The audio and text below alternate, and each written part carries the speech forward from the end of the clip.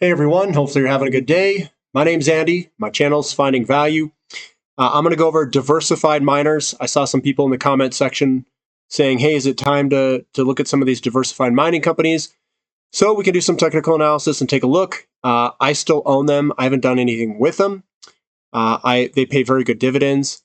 They are diversified mining companies. A lot of them, they've got iron ore, and iron ore has been tanking recently.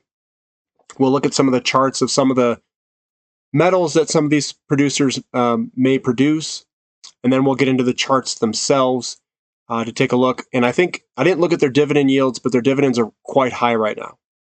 I think that they are excellent companies to hold through an entire bull market. I think they're going to outperform. I think they're going to pay very good dividends. I think they're a good spot to be. Remember, I like for things to bottom out and then turn and buy into strength. I don't try catching those falling knives, and they will cut you. Trust me. I've tried doing it before. If you're going to try to do that, then I would go into a Sprinkle Fest 2021, which is you just sprinkle it in, look for a bottom, sprinkle it in some more, and kind of cost average in money to establish positions or add to positions. So let's jump in. Again, I'll give you my financial opinion. This is not advice. Please don't use it as advice. And here we go. So these are the diversified mining companies. I'm going to start with iron ore itself. We had a break to the upside, and it's come back quite dramatically from over $200 to about $104. A very big cut in terms of pricing. I like to see this firm up before going in and getting long. I got to see it turn. It has not turned yet. At copper is chilling out here still. Again, I'd like to see this start moving on up. We've seen iron ore pull back. And some of these diversified mining companies, they do produce both of them, iron ore and copper. But this one has broken to the upside. It does have some support here, just under 4. We'll see what happens. Molybdenum, some of them produce that. It's got a clear breakout here in 2021, breaking to the upside. Got a little bit of a pullback, but it looks pretty strong. And then zinc looks like it's putting in a massive pattern, and it hasn't broken to the upside yet. We're getting the wiggles right here. I can see that. Sometimes the wiggles are what happens right before a big move. And even just by looking at this, you can kind of see this V-type bottom coming up. And hopefully we break to the upside at some point. Now getting into the diversified mining companies, this is Rio Tinto.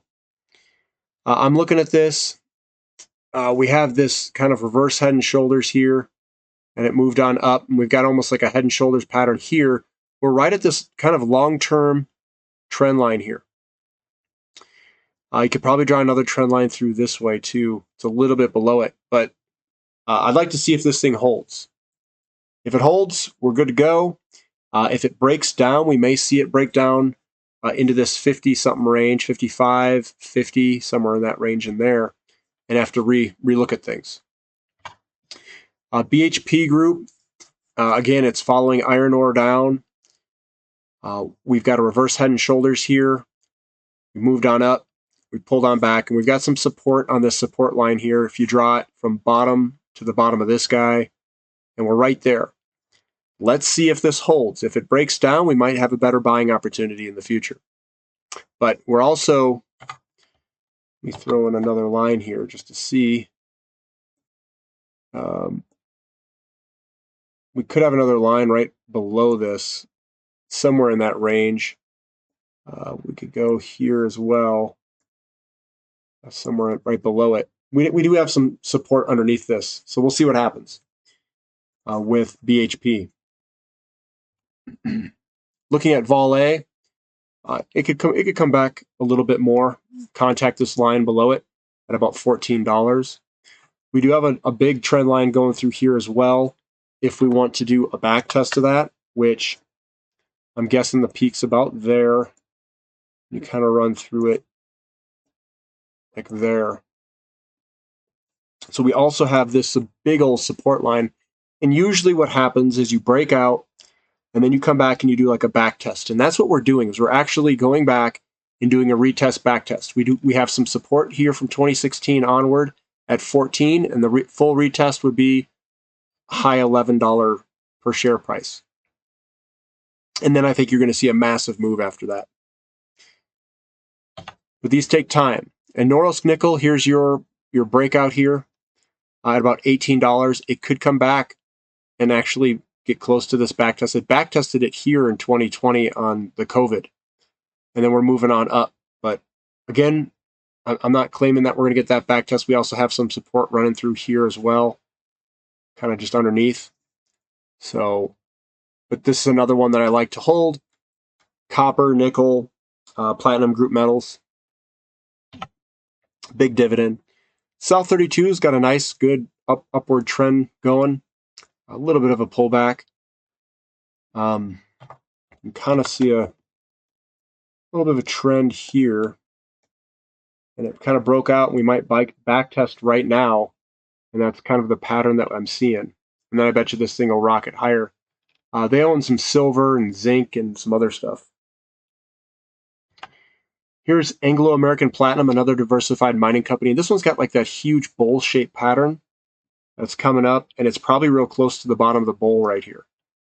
So once this thing stops and starts turning back up, I would say if you like Anglo-American Platinum, this would be one I'd be looking into. But it has pulled back quite a bit. And then another diversified mining company, Glencore, big copper company. It's trying to break out here. We've been flirting up and, above and below this line here. So that's another one. I mean, I'd like to see the price of copper and iron ore and all these things turn to go up. And then I would be really interested in these charts. And I'm taking a big picture approach here so you guys can see kind of the big picture. And when you zoom in on them, they haven't put in candlestick bottoming patterns yet. So I would be dragging my feet still if it were me. I would drag, and see what happens. If the overall market bounces and it bounces with the overall market and we start putting in bottoming patterns, then yeah, I'd go to Sprinkle Fest and do Sprinkle Fest 2021 and just start picking stuff off. But some of these, they can fall quite a bit if there's a problem in the system. There could be a problem. There might not be a problem. And that's where you get in that kind of catch-22, where do you sell out? Do you add in? What I do is I just hold on and I'm going to add in, because if the underlying market conditions in real estate still look good, I don't see how they're going to fix this problem. I still think we're going to get inflation. It's just going to be delayed a little bit. So if it's delayed 6 months to a year, I mean, that's fine. I'm in this for the long haul. And what that does is if you get your mindset wrapped around investing for the long haul, like 5, 10, 15 years for the entire bull market of a commodity, or you think that the real estate market's going to be inflationary and whatnot, and I'll go over another clip on interest rates and why I think they may go up eventually.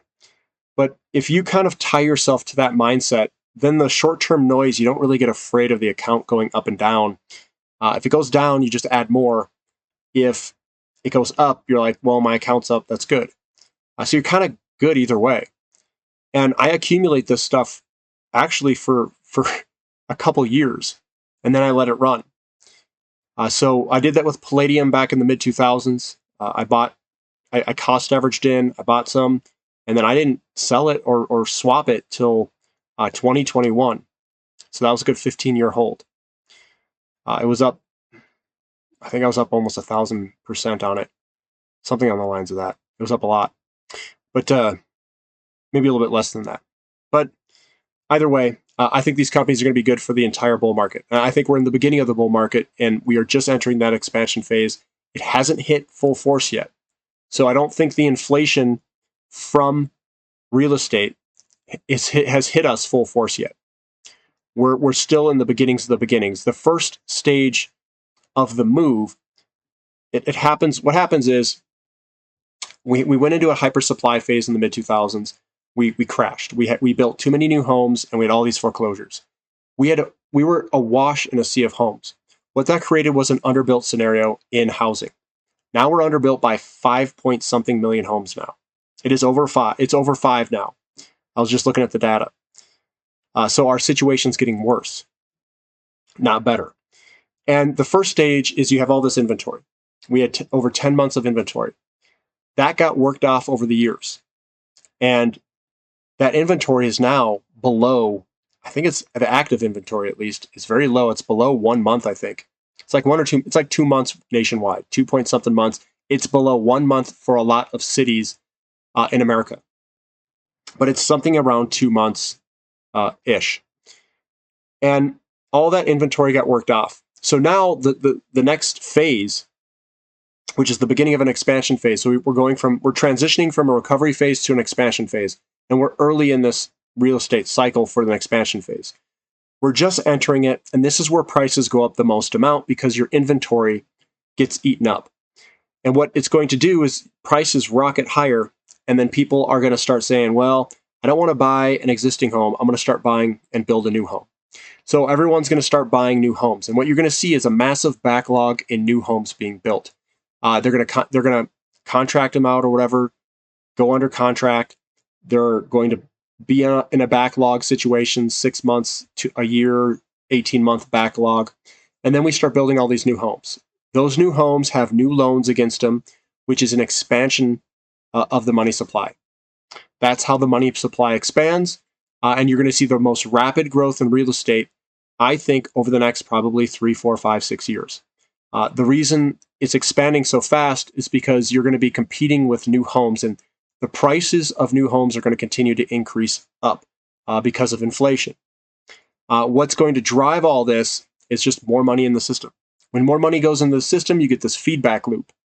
The feedback loop is money going into the system, raising the prices of things, and then you're going to see the producer price index go up, which will eventually feed into the consumer price index, if they actually measure it accurately.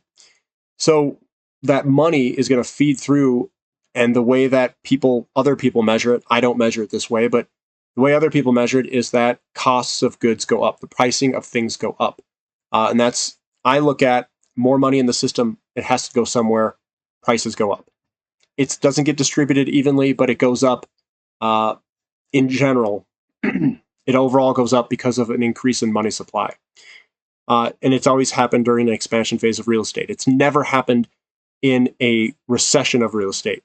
That's always a deflationary or deleveraging on the backside of a leveraging up. We are leveraging up in an expansion phase of real estate. In a recovery phase, it's pretty normal, and you don't have high inflation. Stocks are a good spot to be. Expansionary phase, which we're transitioning into, is good for commodities and precious metals. Precious metals really get lit up on the back end when we have like a crash, and then they try to reflate everything. So that's kind of my opinion here. I would wait for that turn, and then do whatever you want after that. If you guys like this content, give me a thumbs up. Subscribe to the channel if you haven't already, and thank you for listening. This is Finding Value.